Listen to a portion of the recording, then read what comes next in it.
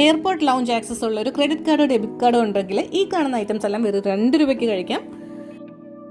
Flight ബോർഡിങ്ങിന് 3 മണിക്കൂർ മുമ്പ് airport ലൗഞ്ചിലേക്ക് access കിട്ടും.